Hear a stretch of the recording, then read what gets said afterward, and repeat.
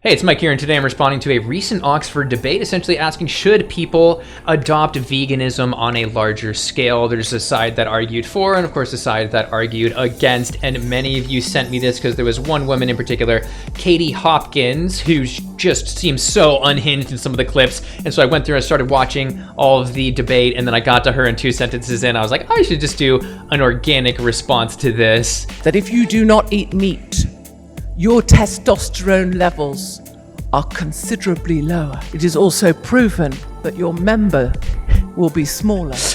And so that's what we're gonna do, and then I'll have some more, scientific planned out responses for some of the other anti-vegan arguments. Soya too, it's now one of the leading causes of deforestation in South America. Veganism is far too reliant on certain very few crops. And even one of the pro-vegan arguments as well, I think needed a little bit of fine-tuning, but I will say the vegans crushed here. They absolutely won. I think it was 112 votes for them and 84 votes for the anti-vegan side. So congratulations to all of the people arguing it, like Joey Carbstrong, Sailesh Rao, Chidi Ngwaba, and Disha Hedge, who was the president of Oxford Union. So let's just get right here into what Katie has to say, who I looked up, and by the way, she's like a right-wing political commentator. So yeah, here we go. Me, you're a lot of fun, aren't you? Did you just slam down a cabbage? Oh my gosh. It was a really joyous moment, wasn't it? Listening to the proposition, please, would you? Oh my days. First of all, we've got you, banging on about how we should be vegan and how something can be more than 100%. Yes. Okay, sure, we're all gonna fall for that one. And as I saw one commenter said, she really is like that drunk aunt at Christmas that's just going off the rails. And then we've got you banging on about cancers and how ill you're gonna get and how you're all gonna die. And if you keep eating this, you'll die more, die harder. There'll be a pandemic. Your blood's knackered. Your cancer's knackered. Your liver's knackered. And by the way, she's responding to like research and stuff that was raised. And as I recently mentioned in a video, 75% at least of infectious diseases are from animal origin. And as you've known from my channel, the rates of diseases in vegans are lower. So, I mean, where's she going with this? So much joy, isn't there, amongst the vegan community? Aren't they just uplifting? And then we've got Mr. Holocaust here.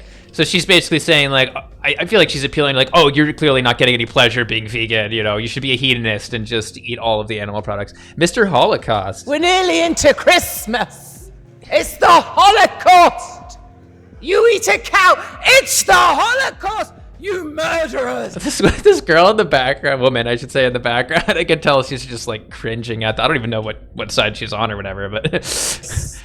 He has spent his life going around abattoirs, watching animals die. And that's what vegan people call a hobby. She's referring to Joey Carbstrong in his segment. He made a few points like this. I'll just throw a point in. A quote attributed to Jewish philosopher Theodore Adorno rings true here. Auschwitz begins wherever someone looks at a slaughterhouse and thinks they're only animals. A testament to the dangerous mentality that stems from speciesism. You see, the species sees animals as so far below us that it becomes morally permissible to treat them like their lives don't matter. And I'm in the room with intellectuals and the well-educated, and we all know the animals we continuously subject to sickening farming practices for nothing more than taste pleasure can suffer, and suffer on an unthinkable scale they do. And yeah, he has gone around personally witnessing these atrocities to animals in allegedly humane, pasture-raised, etc. places, which, is just blowing the lid off of it, which most people should know. That's what he chooses to do. That's the way he chooses to spend his life. How dare you try to help animals? Watching animals suffer. And we don't even need to worry about the climate anymore because this goddamn chamber has offset more carbon emissions by not heating this goddamn place than anything else. I'm just going to say that there's going to be some random ranting that has nothing to do with the actual topic that I'm probably going to skip just for all of our own sanity. I would just like this house to join me in applauding Team Vegan for summoning up the strength and the energy to make it into this chamber tonight purely by sucking on a cashew nut. I commend you for that. I feel like she is, and I did see a comment when I was loading this video. I was like, she's acting like it's stand-up and not actually debate. Like she's just trying to get laughs and not actually making points. At least you talk about people living a long time. Oh yes, they live over 100. Over 100 years they lived. Yes, where did they live? Oh yes, sunny California, not Barry, Baltic, Oxford. That's why they live so long. I believe she's referring to the Adventist studies in California and, people living a long time and more centenarians there. And there was, meatless versus non-meatless people, just the vegetarians across the board were living longer. And that was compared to their neighbors in California. So, I don't think she read that study. Nothing that they tell you is true. They even lie to themselves. The Bible says lying is one of the 7 deadly sins. The Bible Is that right? says if you lie. What are the 7 deadly sins? I'm sorry, I don't remember lie. Maybe there's another fancy name for it. Getting the anime. According to Roman Catholic theology, the 7 deadly sins are 7 behaviors: pride, greed, lust, envy, gluttony, wrath, and sloth. She's just off the rails. Consider animals to be less intelligent and therefore less deserving of our empathy, which doesn't really make sense. I mean, there are lots of unintelligent humans, but you wouldn't want to go around, eating Piers Morgan or eating Katie Hopkins, for example. Some health issues that these individuals do not want to address. And that is the matter of testosterone. Oh, here we go. Because it is also proven. Okay, I'll pause it right there. Yeah, we have studies like this one, I think is the best of its kind, showing that vegans have higher total and equivalent free testosterone. So, the data shows that her argument is kaput. That your member will be smaller. This is comment in the background.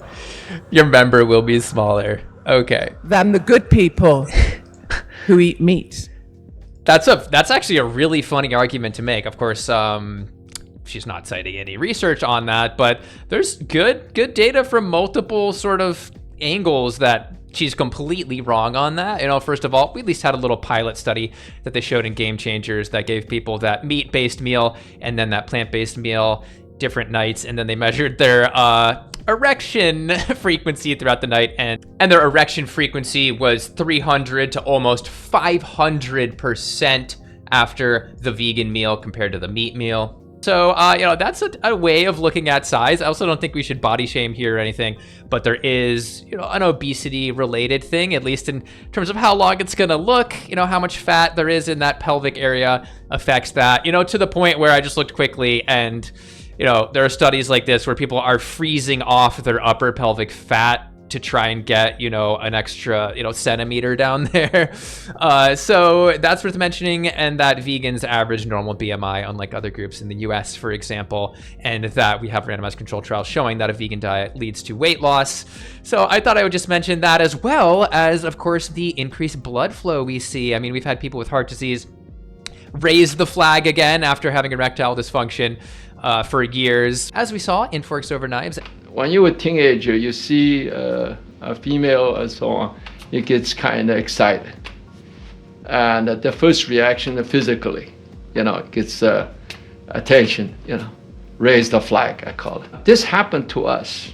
All the other Dr. Esselstyn's, I call them all the guinea pigs. The flag still rises. As well as just Esselstyn's study, for example, showing that increase in blood flow on PET scans like these. Yeah. But the thing is that what Viagra does, it opens up the arteries and more blood flows through. Now, I get many men say, look, Dr. Chitty, yes, I want to listen to what you have to say. I want to be healed, but don't tell me about rabbit food, please. The one thing we know about rabbits, they don't need Viagra. I'll move on. And Darwin proved this point, survival of the fittest, my darlings. The glorious thing about vegans having very low sperm counts. Oh, sperm count. Okay, we want to go there? Okay, well, the most recent study on this, it was a pilot study, could have been bigger. There's some improvements such as improved motility, nearly twice the sperm count and less oxidative damage. So again, she hasn't looked at the research, and it's BS. Those little things can barely swim. Can they barely swim? This house made you. Okay, well, let's look at this chart then right here. Which one looks like it's barely swimming? Yeah, we're talking about 17 times as much hypermotility in the vegan sperm. Anyway, this video is sponsored by Seed's DS01 Daily Symbiotic, and one of these little guys has 53.6 billion active bacterial cell units from 24 different strains, which are scientifically shown to support various areas of health, such as gut barrier and immunity, overall digestive health, skin health, cardiovascular health, and more. And that is a prebiotic and a probiotic combined, so you don't just get those good bacteria, they are also fed so they can sort of take hold and do their job. Winter is struck hard across most of the US, and these dry winter conditions can make skin drier and make eczema worse, for example. But multiple randomized control trials have looked at eczema, aka atopic dermatitis, and strains in seed. Randomized control trial in young people showed a massive improvement over placebo in overall severity score and spreading of eczema. And they found a significant reduction in use of topical steroids to treat flares in the probiotic arm of the study. And also, this trial in adults found improvement over placebo in overall eczema scores, as well as multiple improved immune markers like improved T helper cell count. And Lindy and I have been taking Seed for 3 years now. Time really flies, and absolutely loving the benefits. Lindy is constantly like trying to hoard it and talk about it. And of course, if you would like to actually try Seed, you can click the link below and use the code MIKE25 at checkout for 25% off your first month's supply. Back to the debate. It is because you hate yourself. And that's wait. This guy just stands up in the back like, I don't hate myself. I don't know even who that guy is. But yeah, obviously vegans don't hate themselves. Like the amount of delicious vegan food I eat. Yeah. It's true of every single vegan I know. They hate themselves so much, they will only suck on quinoa for sustenance. And I tell you, it's also funny. What is it? Do vegans hate themselves, or are they so narcissistic and self-righteous that we should hate them? Like, I don't understand. that they lie. Because look, they will tell you that this festering thing is in fact a steak. That is a lie! I'm sure there's some vegans who are like, oh look, you can kind of make a steaky thing out of this, but I don't think they're really trying to sway anybody with cauliflower. However, I will say there are right-leaning political commentators like Glenn Beck, who did a blind taste test of an Impossible Burger, and he got it wrong. He thought that the plant-based one was the animal-based one, and that the animal-based one was fake. And my question to people who say that being vegan isn't an endpoint, it's a journey, like they're on the bloody X Factor. You know where they want that journey to end up, don't you, good people? They want you sat in the dark, sucking on the arse end of a locust. They may sell you the journey like locust? It's an attractive... Does he realize that vegans aren't pro-locust? Maybe I missed some point like that earlier from someone's debate. thing, but the end point of your journey is not attractive. Point of information. Are you not then just a slave to desire? I am a slave to desire, darling. What do you have to offer? Or is that too meaty for you? We give people the freedom. I so support vegans. I love you. I want you to join together with your miserable little friends who are all short. And I want you. I'm 6'1", all short, and this shirt, not that I'm buff or a bodybuilder or anything, but I'm growing out of this shirt, so take that. I want you to be happy together, sucking on your locusts. I want you to be happy. What's with the locusts? But allow me, sir, It's not even vegan. the same tolerance and respect by allowing me to sit nuzzling, eating a whole cow from head to tail, as I do on a daily basis. Oh, okay. I love meat, Yeah, that's sir. a good I sell. love it.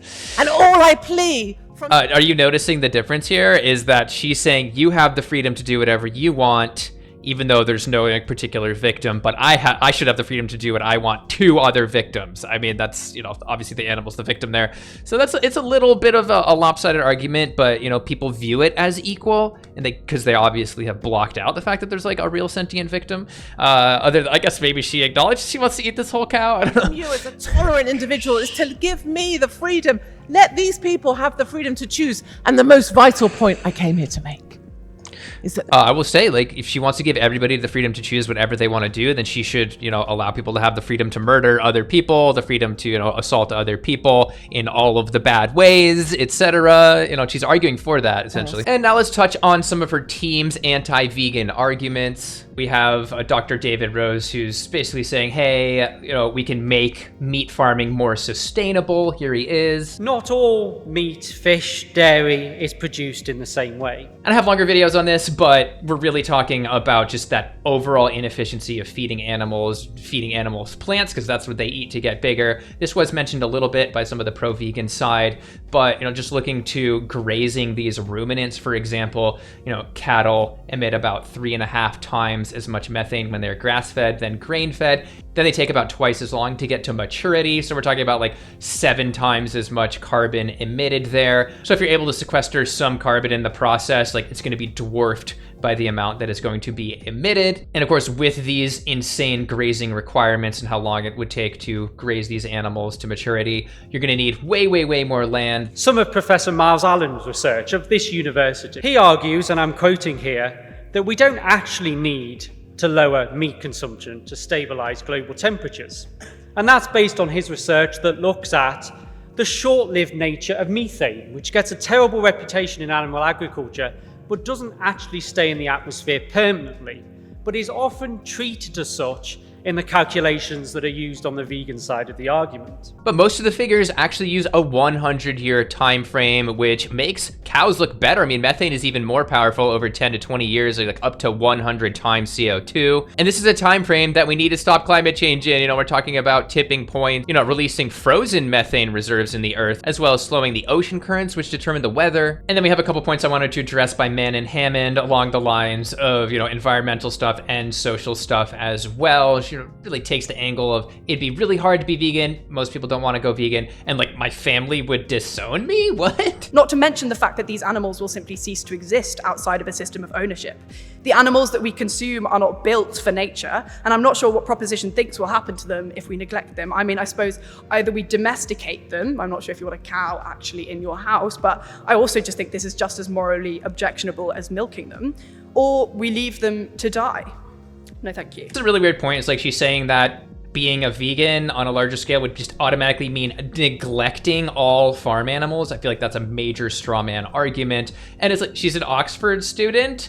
Does she not know that animal sanctuaries exist? Which kind of makes me feel like this is intellectually dishonest. And it's just like, you either have to take these animals into your actual house or we have to kill them all. Well, if you are interested in this, actually, I have an entire video going over different scenarios in which we could take that, 70 or 80 billion land animals a year that we breed to slaughter down to a lower number that would be, acceptable. Quinoa, think about it. Once a staple food of countries like Bolivia and Peru, it has tripled in price since 2006. And whilst the richest in these countries gain from exporting it, the majority of people there just can't afford it anymore. Pinning this on vegans is always so weird to me because I don't remember the last time I had quinoa, and vegans are definitely not eating any significant share of like the global quinoa. And we have papers that straight up debunk this. The main findings of one of these papers is that household welfare has gone up, not just for farmers, but people in their local economies. She actually sort of references those papers. Yes, there are a couple of studies, no thank you, that suggest otherwise about these figures. If we're saying that everyone gets slightly richer on balance, but actually the foodstuffs they're buying is becoming 3 times as expensive, we're not seeing an increase in living standards. She's acting like quinoa is like their entire diet, but from one of the papers on this topic, in the main quinoa producing area of Peru, their food specific budget went to 1.2 to 3.6% on quinoa, but their consumption actually went up by 6%. The most ironic part, the quinoa spike was pretty short-lived and that went back down. Come on. Soya too, it's now one of the leading causes of deforestation in South America. Veganism is far too reliant on certain very few crops, so we're inevitably creating an unsustainable and actively harmful production cycle. But in terms of soy here, I kind of feel like she did not do the research at all. As Our World in Data mentions, nearly 80% of soy is fed to livestock, only 7% of soy is products like tofu, tempeh, and soy milk. And numerous studies have reached a very similar conclusion. It is pasture, not soybean production, that is driving most deforestation in the Brazilian Amazon. And I'll let Sailesh Rao respond on deforestation for a second here. Animal agriculture is the primary reason why humans have reduced the number of trees on the planet by half, from 6 trillion to 3 trillion over the past 10,000 years. Restoring those 3 trillion trees can draw down enough carbon to completely reverse climate change. Next we have Dr. Chidi Ngwaba, which I really hope I got his name right again, talking about how this increased incidence of bone fracture that's correlated with dairy consumption could be from the acidity of the dairy product. The more of these big proteins you have in your diet swirling around in your bloodstream, the more acidic your blood becomes. If your blood is acidic, you need calcium to neutralize it. Where do you get the calcium from? It comes from the bones. In this country, we have weaker bones than the people in certain countries where their diets are pretty much animal product free. I've talked about this before in the past. I don't think that there's a scientific argument for that. However, the argument is still there in that these animal fats could have a negative bone impact, and that could be just through atherosclerosis, clogging arteries as a result of more saturated fat from animals and then atherosclerosis. And this paper really sums that up well, looking at various points, saying that there's growing links for this. Osteoporosis is associated with atherosclerosis, and lipids have been shown to accumulate around bone vessels in patients with osteoporosis, so not letting them get as much nutrients. And then I think this is the kill shot. Lipid lowering agents also enhance bone mineralization in patients and may reduce osteoporotic fractures, which implies causation of not enough blood flow to the bone, perhaps some other mechanisms leading to weaker bones. In the end, the vegan side did an amazing job. That's why they won by like 40 votes. And I do suggest going and seeing the other ones, the other talks. Like we have Dr. Sailesh Rao and Joey Carbstrong did a really good job. I have no extra comments to add to his section. And I hope you enjoyed this. Again, these freeform things are a little bit looser, not quite as snappy, but it's fun to do. So let me know down below if there are any points that I didn't respond to that you want to hear a response to. And if you would like to try Seeds DS01 Daily Synbiotic, you can click the link below and use the code MIKE25 at checkout for 25% off your first month's supply. Of course, feel free to like, subscribe, all that good stuff, and I'll see you in the next one. Thanks for watching.